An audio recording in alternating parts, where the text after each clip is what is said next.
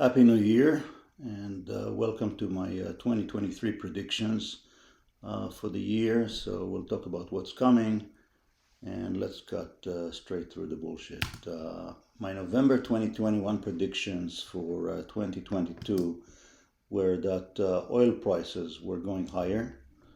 I also thought that the long maturity interest rates were going higher because of inflation. I thought that stocks were going lower, and all of those came true. I thought that Israel would attack Iran's nuclear program, and that didn't come true. I predicted that Russia was going to invade Ukraine in the spring of 2022, and that happened, and that Russia will divert its natural gas sales to China and away from the EU, and that also came true. And so based on those high hit rates, Economic Defense Fund was able to return close to 30% in 2022.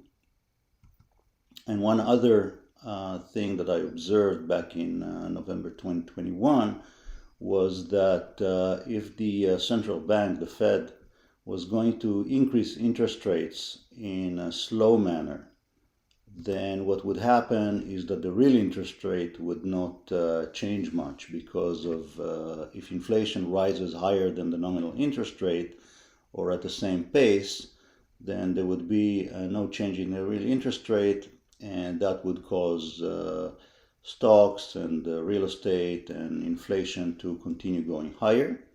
But that if the central bank was going to increase the rate at a fast enough pace, then what would happen is that real interest rate would become positive, and that would crush the economy. And so let's see what happened in reality. What we can see here is that until the middle of the year, the real interest rate continued to decline. And then once the nominal interest rate started to be increased at a fast pace, the real interest rate started to increase as well, and then crossed over to the positive territory. And the effect of that can be seen here. We have two lines on this graph. One is the GDP, the real GDP, so basically the size of the economy. That's the red line.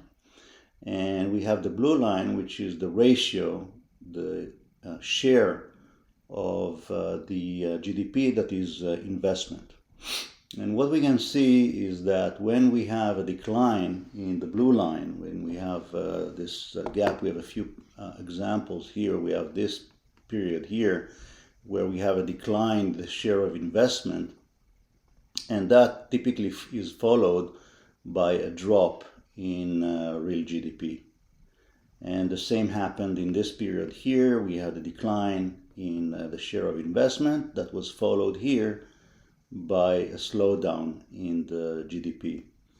And what we have now is another period, another example, where the share of investment is declining fast. And based on that, I predict that in about the end of Q1, we're going to be in a recession in the US and probably in many other countries. Here we have the relationship between the real interest rate, which is the green line, and the share of investment, which is the blue line. And so what we can see is that it's a pretty inverse relationship. When the real interest rate is up, the share of investment is down, and we have a period now where the share of investment declined. The real interest rate has been going up, but we have more data on the real interest rate. So the real interest rate kept going up and up. And so what I expect is that the share of investment will continue going down, just based on the real interest rate that we are already aware of. But in addition to that, it raises an important question. It shows that the direction of the real interest rate is one of the crucial questions that we have to answer in order to predict what is going to happen in 2023. And one of the ingredients of real interest rate is inflation.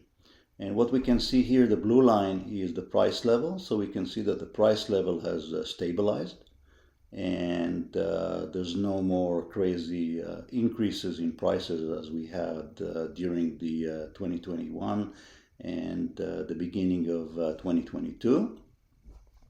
And we can see in the red line, which is the inflation, which is the rate of increase in prices, that we're actually going down and that inflation is declining. Now, it's important to note that when inflation goes down, real interest rate actually goes up. And so that is something important to note. And if we think about what might happen, then we're starting from a reasonable nominal interest rate and a slightly positive real interest rate. I don't see any possibility that nominal interest rate would be reduced in the near term. And so the only thing that can happen is that inflation will be reduced, and that would cause the real interest rate to increase. And so that's my prediction. Basically, it doesn't matter what happens with inflation, the real interest rate will increase, either because of inflation increasing or because the nominal interest rate would be further increased. So that's the the most basic part of my prediction. And if you look back at the relationship between the real interest rate and the share of investment, then we already said that just based on what we see here, I expect the share of investment to continue to decline. But if real interest rate continues to go up after that, then the share of investment could decline even more. And then if we go back to the relationship between the share of investment and the GDP, then if we predict that just based on real interest rate that we are aware of, we're expecting share of investment to decline further. And based on the expectation of further increases in real interest rate, we're expecting even further decrease in investment. Then I expect a very deep recession coming pretty much in the second quarter of this year. So basically my 2023 predictions are more of the same. I expect the real interest rate to go higher regardless of where inflation would go. I expect a recession sometimes in Q2. And of course talks going further down. I expect Israel to attack Iran's nuclear program finally, and now that Benjamin Netanyahu was elected to be the prime minister again, and he's a hawk. And I expect Russia to take all of eastern Ukraine in February, so I expect them to attack again in with a much larger force and pretty much take all of eastern Ukraine and blow up the bridges and the dams and turn the river into a new Iron Curtain, if you will. I expect Russia to divert its energy sales to China and possibly also pull some supply from the market. And because of all of these, I expect oil prices to go much higher and energy prices as a whole to go much higher. And because of that, that is going to drive inflation again once that happens, because all the prices are basically based on the price of energy. And so long maturity interest rates would keep going higher, and that would drive stocks even lower. So that's my rosy prediction for 2023. I hope you have a happy investment. And there are two products that I'm involved in. One is for retail investors, and you can click on the picture here of Nomi to get a link to that product. The other product is for qualified purchasers, and that product is called the Economic Defense Fund.